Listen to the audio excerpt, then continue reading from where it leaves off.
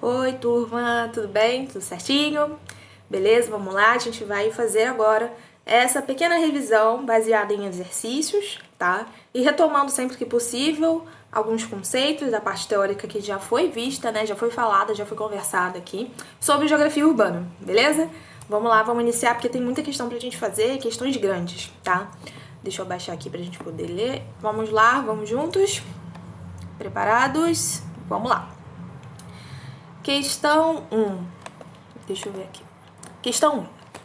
A identificação e a delimitação das maiores aglomerações de população no país tem sido objeto de estudo do IBGE desde a década de 60, quando o fenômeno da urbanização se intensificou e assumiu ao longo dos anos formas cada vez mais complexas. A gente viu isso, né, na nossa aula teórica, né? À medida que a cidade vai se desenvolvendo, né, as formas e as estruturas urbanas também vão se modificando, assim mesmo como os processos, tá? Pois bem, a necessidade de fornecer conhecimento atualizado desses recortes impõe a identificação e a delimitação de formas urbanas, que surgem a partir de cidades de diferentes tamanhos em face de crescente expansão urbana, não só nas áreas de economia mais avançada, mas também no Brasil como um todo. O estudo Arranjos Populacionais e Concentrações Urbanas do Brasil do IBGE constitui um quadro de referência da urbanização no país, que na verdade é o objetivo, né, desse instituto, né, do IBGE. O papel do IBGE é fazer o levantamento de dados e entender o cenário, né, o arranjo constituinte da população e de tudo aquilo que tem a ver com o território, certo?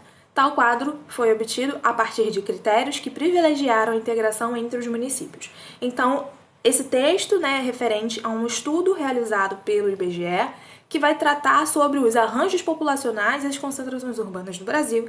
E eles chegaram a essa determinada conclusão aqui, ó, nessa imagem.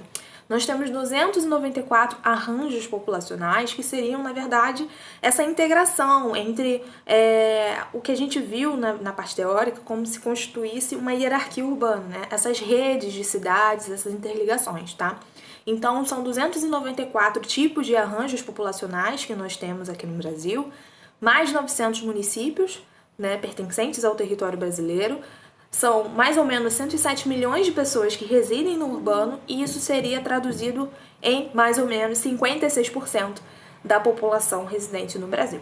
Então, na verdade, esse estudo tem o objetivo, né, de mostrar que à medida que o tempo vai avançando, nós perdemos a caracterização, né, no Brasil de ser aquele território voltado, né, na concentração de pessoas nas áreas rurais, né, nas áreas do campo.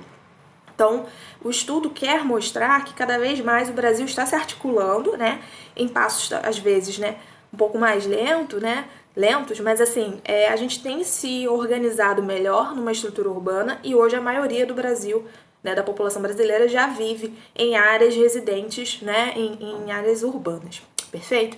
Então, a questão vai trabalhar mais ou menos com relação a esse assunto, perfeito? Então, qual é a sua missão aqui? É tentar identificar quais são as alternativas aqui, né, nessas afirmativas que vão aparecer na questão, para você dizer se é verdadeiro ou se é falso, tá? O objetivo geral da questão é que você some, né, a pontuação, né, dessas alternativas e você diga no final o somatório das alternativas corretas. Mas aqui a gente só vai fazer um exercício mesmo, né, de identificar o que é verdadeiro, o que é falso, perfeito? Deixa eu subir aqui o meu rostinho para você poder acompanhar, né? E vamos aqui seguir juntos fazendo alguns comentários, né? Eu já até demarquei aqui um na primeira frase, tá? Vamos fazer juntos então essas questões. Beleza, questão 1.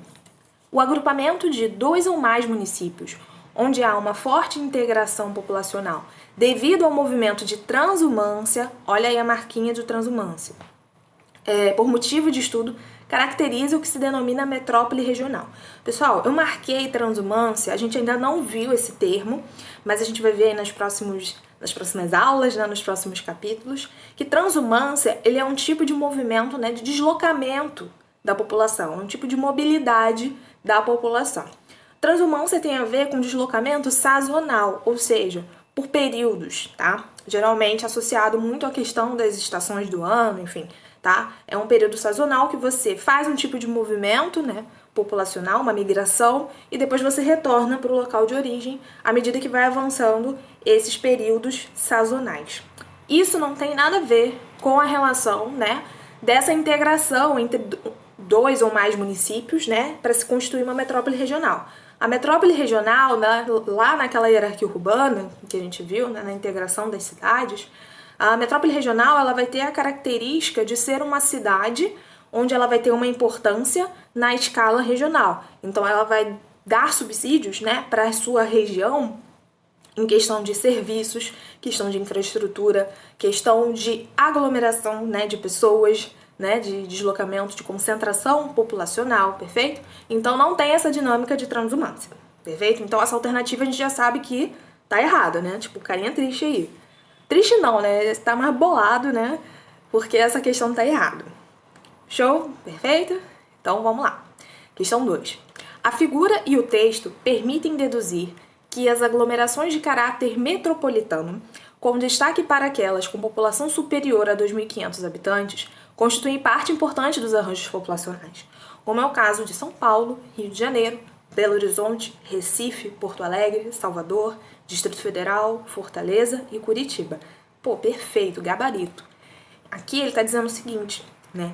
Que as aglomerações, elas têm de caráter metropolitano, ou seja, metrópoles, né?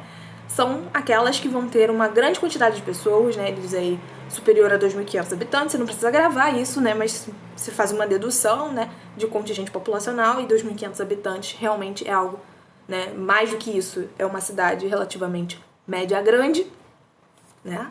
Então, e ele me dá exemplos, né? Que confirmam isso. Ele está me dando aí basicamente todas as metrópoles nacionais, né? Metrópoles que têm sua importância não só regionalmente, mas também são referências nacionais, né?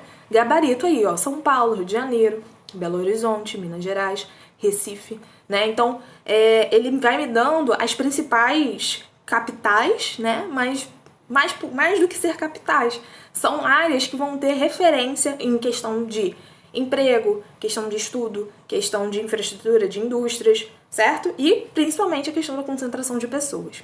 Então essa alternativa aí, com certeza, está certa. Questão 4, né, que vai pontuar 4 pontos lá. Os centros regionais que surgiram a partir dos anos 80, com novos arranjos populacionais, alteraram o padrão hegemônico das grandes metrópoles na rede urbana do país, causando uma diminuição da violência e dos problemas com habitação nas maiores capitais da região sudeste. Pelo contrário, né, pessoal? Olha aqui o erro, ó. Diminuição da violência e dos problemas com habitação. Eu acho que eu tenho um probleminha de Parkinson aí, né? Tortinho, mas vamos lá. Agora ficou melhor. Diminuição da violência e dos problemas com habitação, né?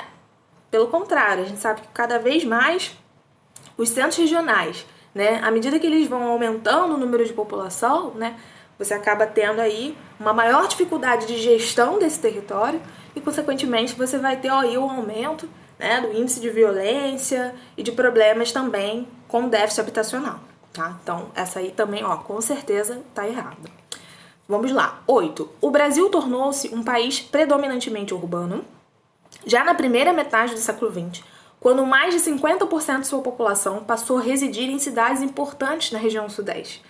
Pessoal, primeira metade do século XX, né, a gente está falando aí, né, de um processo que a gente estava ainda se consolidando, né, de certa forma, né, a industrialização. A industrialização, ela está praticamente associada à questão da urbanização, né?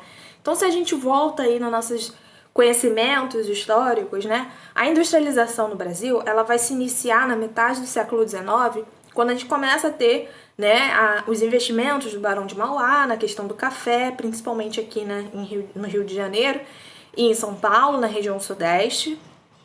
De fato, ele fala ali região sudeste? Isso, fala região sudeste, né?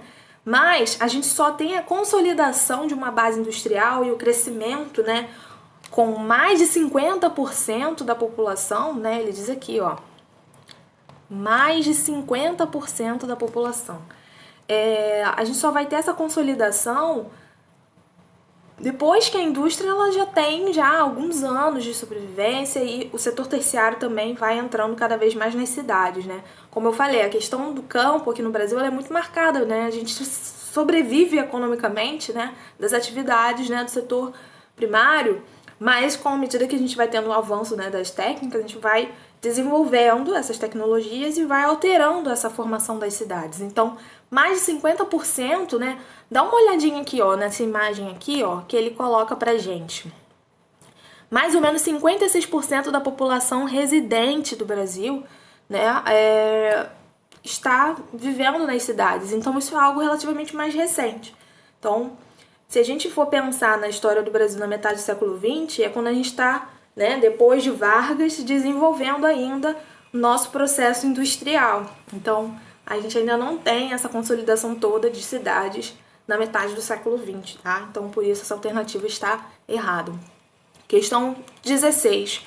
O processo de urbanização no Brasil não ocorreu de modo homogêneo pelo território e se deu de forma desordenada na maioria dos centros urbanos. Perfeito, isso aí explica toda a nossa realidade, né, de cidades. 32. As cidades que concentram a maior parte da população do Brasil, embora tenham surgido de pequenos núcleos de povoamento no processo de ocupação do território, não podem ser consideradas cidades espontâneas, porque sofreram processos de planejamento negativo, né? A gente acabou de falar ali que foi desordenado. Então, como é que a gente sofre, cidades espontâneas? Como é que a gente sofre de processos de planejamento? Pelo contrário, né? Cidades espontâneas são cidades que surgem do nada, espontaneamente. Se surgiu espontaneamente, como é que ela vai ser planejada? Então, ó, já sabe que essa daí é furada, né? E a última questão, o IBGE considera como população urbana no Brasil as pessoas que residem no interior do perímetro urbano de cada município e, como população rural, as que residem fora desse perímetro. Exatamente, tá? Isso aí é uma questão mais de categorização para dados, né? Levantamento de dados. Quando o recenseador vai na sua casa, né, no censo, ele vai lá observar se você está dentro do perímetro urbano, ou seja, que é considerado ali atividades próprias da cidade, né, do urbano. Se você está inserido nessa residência, dentro desse perímetro você pertence à população urbana. Se você está fora desse perímetro, você pertence à população rural. Perfeito? Então essa alternativa aí é a delimitação, né, o conceito correto que o IBGE utiliza no seu levantamento. Só um detalhezinho aqui, né, sobre as questões erradas, né? O detalhe do gabarito comentado. A questão 1 diz o seguinte: entre 2 ou mais municípios ocorre com intensidade o movimento pendular, em que as pessoas se deslocam entre suas habitações e o trabalho diariamente, tá? 4. A urbanização brasileira, a partir da década de 80, continuou a ser desordenada e com muitos problemas com setores com habitação e segurança pública. Questão 8. Apesar das metrópoles do Sudeste serem populosas, não comportam mais da metade da população do país. E 32. Os núcleos de povoamento espontâneos não resultaram do planejamento urbano. Perfeito? Tranquilo? É uma questão bem grande, mas que é ótima pra gente revisar, principalmente a questão de urbanização no Brasil, né? Nosso histórico de ocupação e o nosso histórico também de desenvolvimento. Beleza? Tranquilo? Show de bola! Então, vamos seguir, né, para as nossas próximas questões.